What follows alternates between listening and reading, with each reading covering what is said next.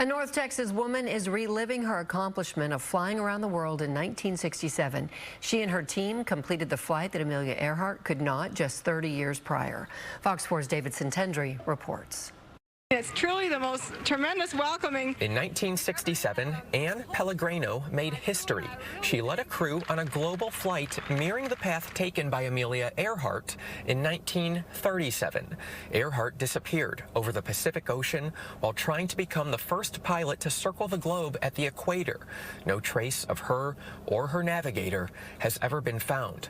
Pellegreno, with a crew of 3 others, became the first to use a similar plane to fly that path. When you're up high, you don't see all the damage to the earth. You see the natural lakes and the rivers and the mountains and stuff. And it's beautiful.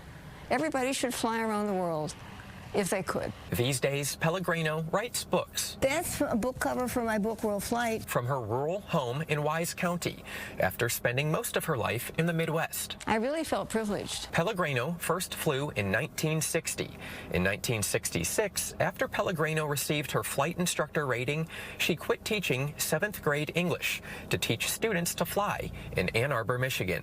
In 1967, she was 30 years old. She had less than 1,000 hours of flying experience, but she accepted her mechanic's challenge from years earlier to trace Earhart's flight path in the same type of plane, a plane her mechanic owned. Being at the right place at the right time with the right qualifications, that has a lot to do with it. Technology had significantly improved since Earhart's unsuccessful world flight. Their flight was far more difficult than ours. Still, it was not easy. The flight took about a month. We flew virtually every day except about 2 stops. We had a day off, but your energy kept you going, your enthusiasm. The most interesting, challenging thing I had really ever started to do and was able to finish. There was plenty of time to think of Earhart and see what she had seen in many spots. Pellegreno believes Earhart's spirit was with her during her trip. I would say, I truly believe you were there when I made my flight.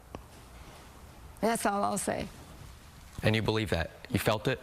Oh, yes. Pellegreno was celebrated in her hometown of Saline, Michigan.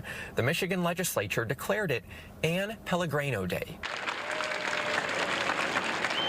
Her home is decorated with all sorts of world flight memorabilia. It's the same jacket. Pellegreno hopes she'll always be remembered. We're working on what we feel happened, and we're going to fly that leg much as we feel she flew it. As someone who took a risk to honor Earhart, who she says took a greater risk.